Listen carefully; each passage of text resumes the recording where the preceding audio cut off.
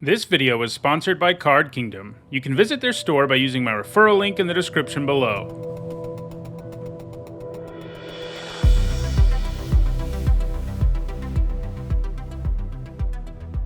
Hi everyone, I'm Nizzanotes, and today is Saturday, and that means it's time for Nizzanotes, my weekly vlog series where I talk about limited magic. Today, I want to talk about 5 characteristics of a good limited format. It seems like a good time to do this. We're about to start looking at a new limited format in Brothers War, which also means we're wrapping up the last limited format, which was Dominaria United. I've talked on this series before about, good and bad limited formats, sort of where I rank various limited formats within tiers, but I wanted to sort of go into a little bit more detail and sort of deconstruct what it is that makes limited formats good in the first place. And that's what we're going to do today, and I'm also going to sort of grade Dominaria United based, use examples from Dominaria United, how successful it was at achieving each of these 5 characteristics as we go. So to start with, I think sort of the broad thing that makes a limited format good, which is all of these really are going to be part of this, the broad thing being replay value, right? So most limited formats, almost no matter what, are going to be kind of interesting for like 5 or 10 drafts. I mean, it's, there's enough cards and enough variety in sets that it's pretty hard for that not to be true. Most limited formats are going to be fun in a limited number of drafts. But what makes a limited format truly great is that you want to keep going back to draft it. When it's available as a flashback draft on Magic Online or Magic Arena, you want to play it. You have fond memories of that format. And there is sort of a ceiling on a lot of formats, a number of drafts you get to where you're like, okay, I'm done. And it's usually because that set hasn't achieved having replay value. So basically, all 5 of these characteristics are going to be about, why and how replay value is achieved in each of these sets. So the first thing is color balance. So a set's going to be fun to play if all 5 colors are viable, if all 5 colors have a comparable level of power, especially at common and uncommon. If all 5 colors aren't similarly viable, and in some sets there's one color that's just you avoid altogether, or there's almost no way you end up playing it without a really specific draft happening. An example of this going really wrong is Forgotten Realms, where blue was so much weaker than the other colors that it was a pretty big problem. An older set where this was a problem was Battle for Zendikar, where green was really underpowered, and that is not good because it means you're sort of limiting yourself to, roughly 80% of the set once it becomes clear one color is significantly weaker. And part of the reason like any format can be fun at first is because, even if it doesn't achieve this, is because people don't know for sure what colors are stronger or weaker for the first few drafts. It starts to become clear the larger your sample size gets and the larger, players more broadly, the more they play a format. So how does Dominaria United do on this color balance thing? Pretty well. One really interesting thing that I think has made Dominaria United a pretty successful limited format in general is the interesting way in which it was designed. There are 2 color archetypes, of course, but each color sort of has its own identity in this set, and that led to a different sort of design, I think. Blue is about spells, red's about aggro, white's about going wide. And, when you combine 2 colors, you sort of combine these 2 elements into an archetype. Green is about domain, for example. And in the end, this sort of design where they go sort of color by color seems to have created a format that is very balanced in terms of individual colors. Every color has some really good commons and uncommons, and that's something that's, necessary. Each color more or less has a premium removal spell at lower rarity, at common in general. And, sometimes what happens is one color gets more of these than others. And this is, sometimes blue just gets completely shafted, and that always hurts, a lack of this sort of removal. But then there's also powerful, non-removal uncommons in each color too. So, I think this set does a really good job. This color by color design in particular, having the group of commons that all reduce their cost based on you achieving the thing that color is about, like Tolarian Terror costing less for spells, Yavimaya Sojourner costing less equal to your domain. Like that cycle of commons, I think was largely successful at sort of propping up a theme. There's something to keep in mind is in every set, even a set that has good color balance, there's going to be one color that is worse than others. It's usually not by a lot in a good format. And an example of this, especially in this cycle of 5, is that I do think the red one kind of disappointing compared to the other 4, which all have been significantly better and limited. But that's, no limited format can be perfect. These sets are made by people after all, and people aren't perfect, and it's hard to strike balance perfectly. But the gap between the strongest commons in each color, strongest uncommons in each color, isn't very large. And so color balance has been good. And this means you can be happy drafting, any one of the colors in this format, giving it good replay value. So in addition to color balance, you also need balance and support for every archetype to be as equal as possible. Again, things are never perfect, but usually, for a set to have this maximum level of replay value where you can just keep playing it and it feels different enough each time that you just want to keep doing it, you need to have a lot of different potential strategies available, and they need to be viable, and they need to be generally based in color pairs. Dominaria United in this respect is kind of interesting because, as I was just talking about, each color sort of has an identity, and when you take one of those colors and fuse it with another one, you kind of end up in a deck, where you're just sort of adding one theme to another. So blue's about spells, white's about going wide, blue-white is a blue-white go-wide deck. Blue's about spells, red's about aggro, blue-red is a tempo spell aggro kind of deck most of the time. And so it's an interesting set in this respect. And in some ways, I do think this design has been good, like I was talking about for color balance. But I do think this is one area where Dominaria United isn't perfect. If you're a green deck, guess what? You're a domain deck in this format. And that's, the domain decks are different. They have different identities. There's different stuff going on. And because you're usually a 5-color deck, there's a lot of variability in these domain decks. But you do end up drafting domain a lot in this format, and you do end up drafting aggressive decks a lot in this format. And those two decks are different enough from one another that, they do feel drastically different, but the way they separated these identities, a blue deck's a spell deck, the way those overlap isn't always going to lend itself to a completely different experience. I do think the decks are different enough, there's sometimes maybe not enough difference, but I do think they're different enough from one another that there's still a lot of replay value in Dominaria United, and there's not really an archetype that's sort of unplayable in this format or anything like that. I've said on this series before, I think blue-black is probably the worst archetype because it's neither aggressive nor domain. That kind of exemplifies the format, but the blue-black deck can still be good, especially if you have a powerful win condition in this control deck.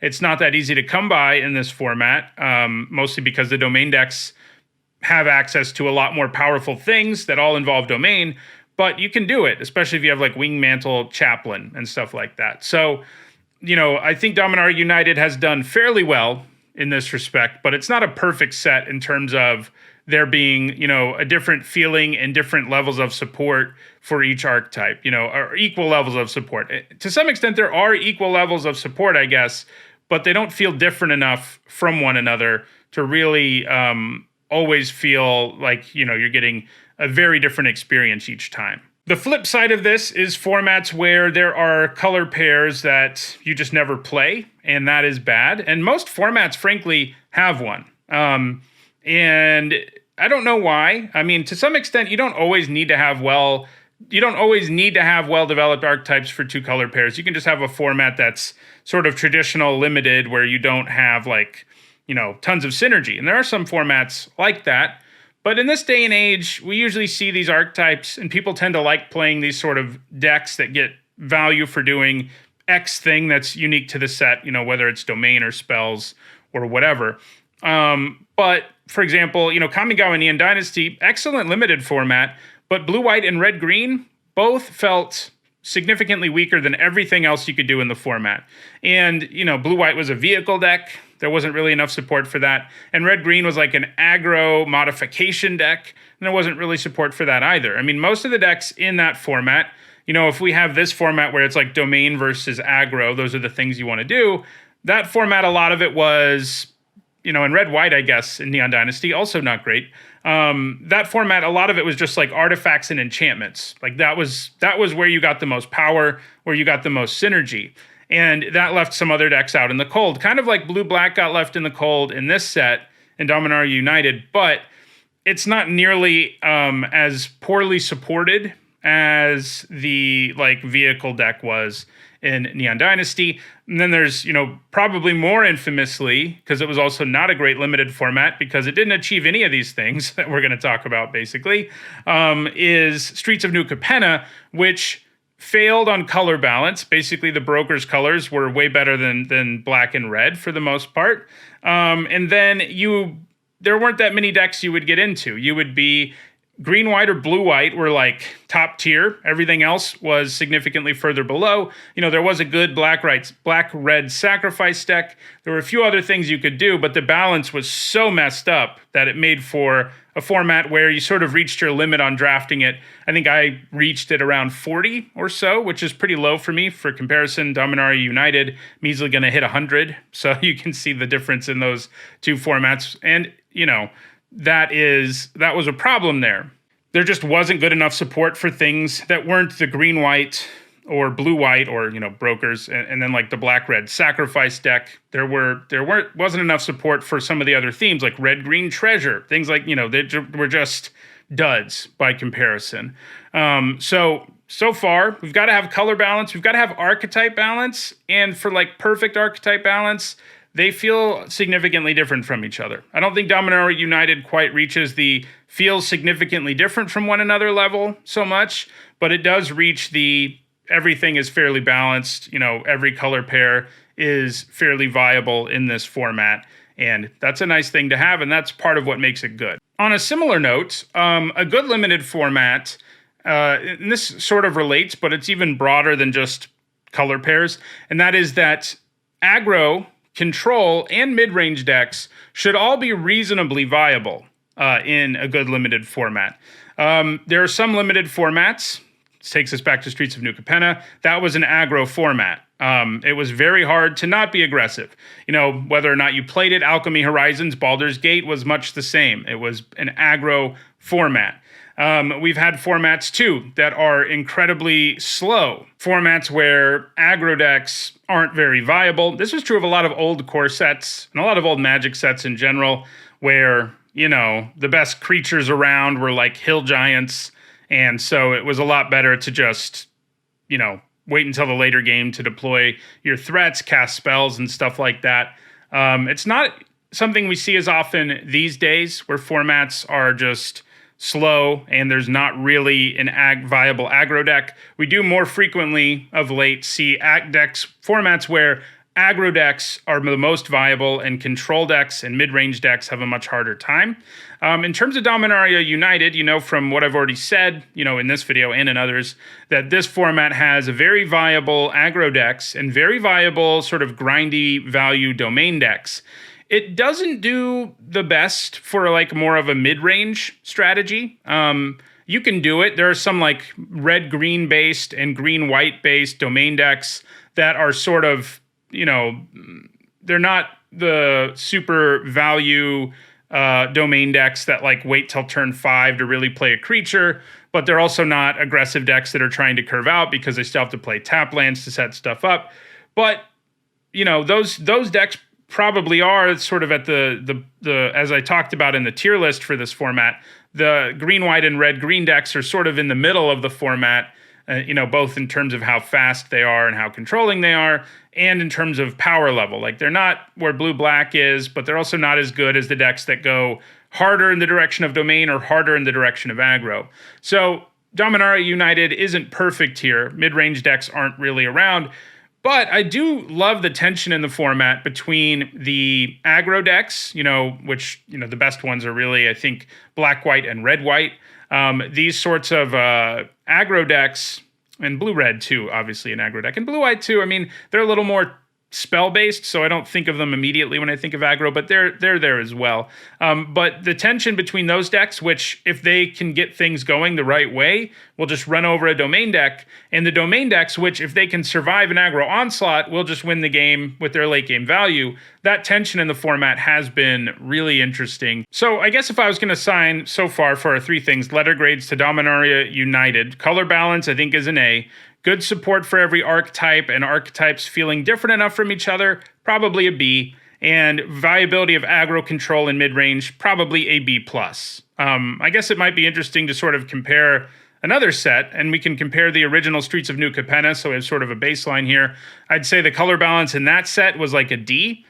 Support for every archetype was a C.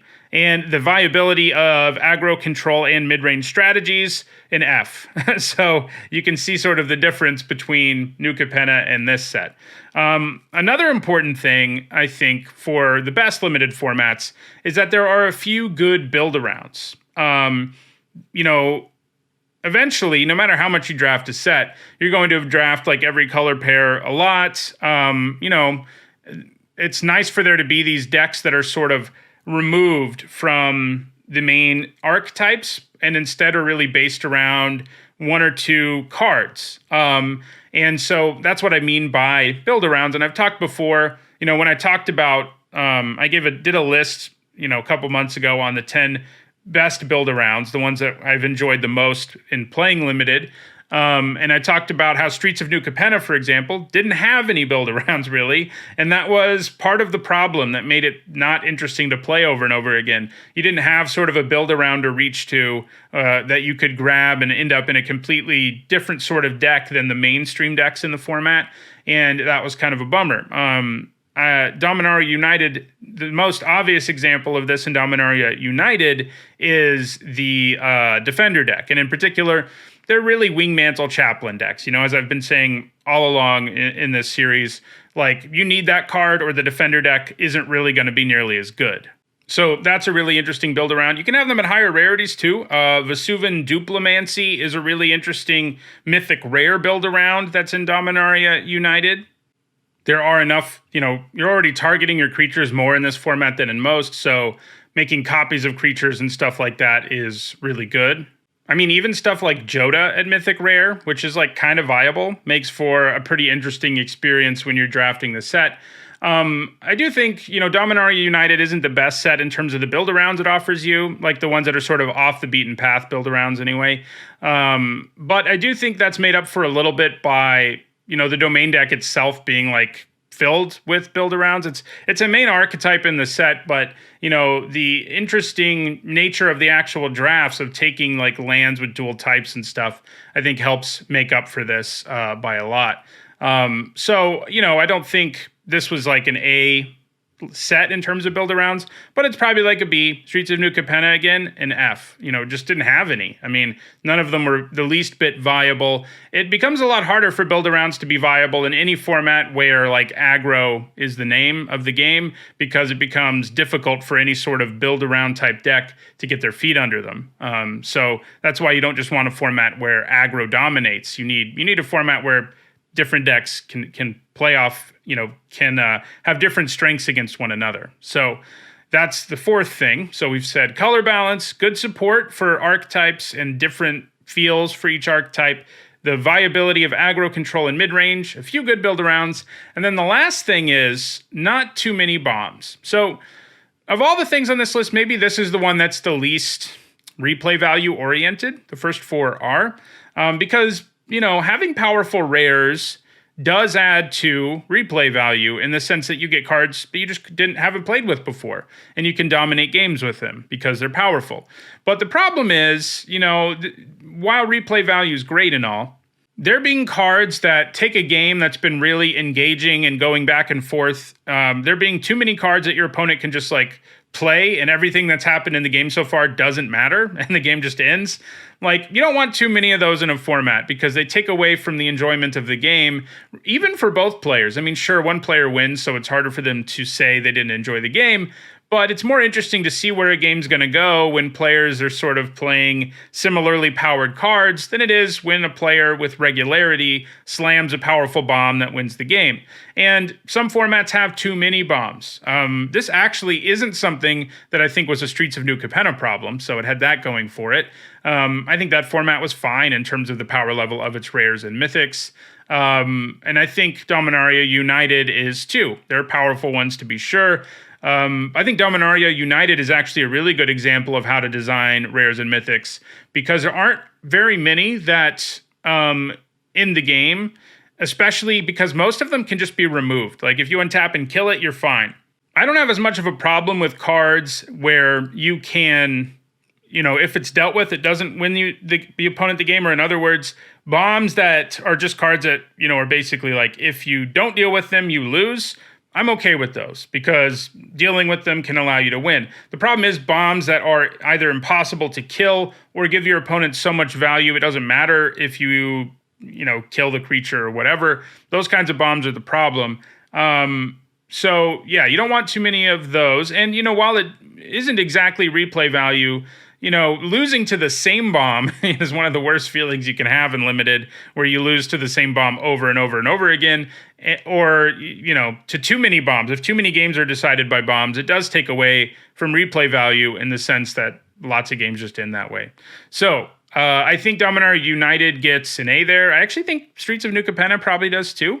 The recent set that failed at this the most was probably Crimson Vow, Innistrad Crimson Vow, a set that just had so many bombs that were unbeatable, whether they had hexproof, like that werewolf, or they were like Toxrill and had an effect that happened at the end of the turn. Like anything that gives you a massive bonus before your opponent ever untaps is problematic. And there were too many cards like that in Crimson Vow, and a lot of games came down to who drew their bomb first, which is not particularly interesting.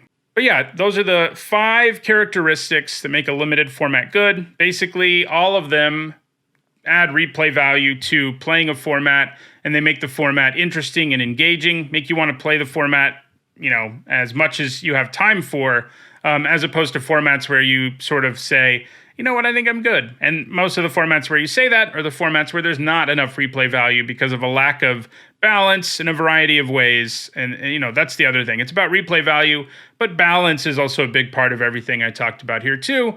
And it makes sense that would, help a limited format be good. So that does it for this edition of Nizzanotes. I think next week, the next week video, we'll be diving in and looking at the mechanics for Brothers War. They'll have revealed them all to us by then. And so I'll talk about their viability, how I think they'll fare in the upcoming limited format. Diving into a new format will be cool. Another way I know Dominaria United was good is I'm like, man, that format's coming to an end. Instead of, I am ready for another format, which is most sets, aren't as good as Dominaria United, which I think has been one of the better sets in the Arena era. Most sets reach a point where you're ready to move on by the time the new set comes out, for me at least, but Dominaria United didn't. And hopefully Brothers War can be just as good, and we'll be able to think about these 5 characteristics that make a limited format good as we dive into and start reviewing the new set. So thanks for watching. If you enjoyed this video, don't forget to like it and share it so that others can enjoy it too. If you want to make sure you catch future videos, don't forget to subscribe and turn on notifications. If you want to catch up on past videos, you should see the playlists on your screen shortly. Thanks for watching.